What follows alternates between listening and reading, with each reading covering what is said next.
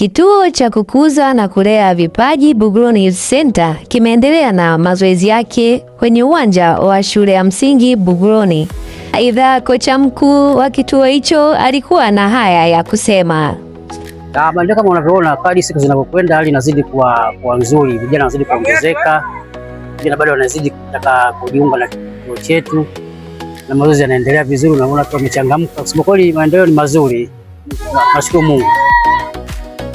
Pia upo kwa wazazi kwa sababu wengine wanakuja mazoezini na kwenye mitandao ya kijamii tunaona huko watu jinsi wanavyotoa pongezi zao. Kwa hiyo mwitikio ni mzuri, sisi wenyewe tu kuendelea.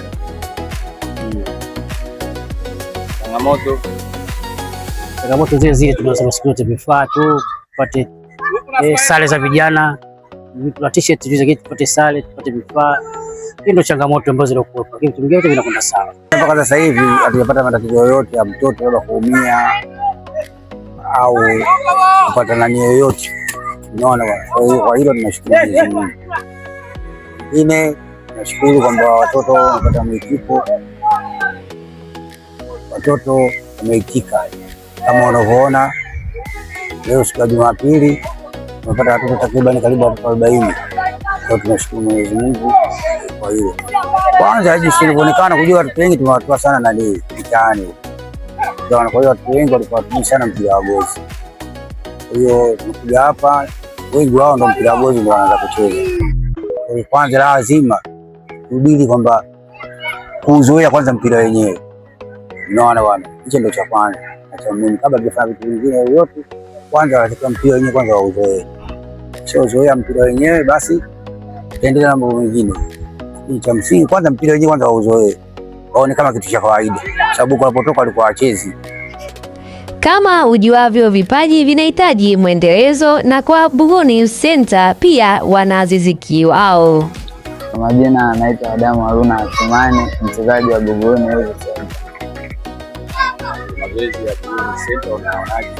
Mazoezi ya Buguruni Center naona hapo vizuri. Yanaendelea vizuri.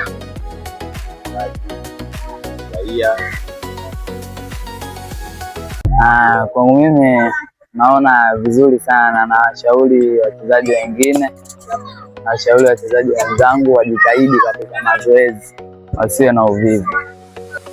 Kama ulivyo msemo wa wahenga, mchawi mpe mwanao akulelee, ndivyo ilivyo kwa walimu waliobobea kwenye malezi ya mpira kwenye kituo hiki. Usiache kusubscribe, kulike na kucomment kwenye YouTube channel yetu BYC TV, tukue pamoja. Naitwa Doto Rashidi, unaangalia BYC TV. My name is Fahad Afif as a coach. You are watching BYC TV. Omar Mbaraka Mboze, mwalimu wa BYC. You are watching BYC TV. You are watching BYC TV, tukue pamoja. Agama Boy de Kadu, you are watching BYC TV, Buguruni Youth Center. Chee!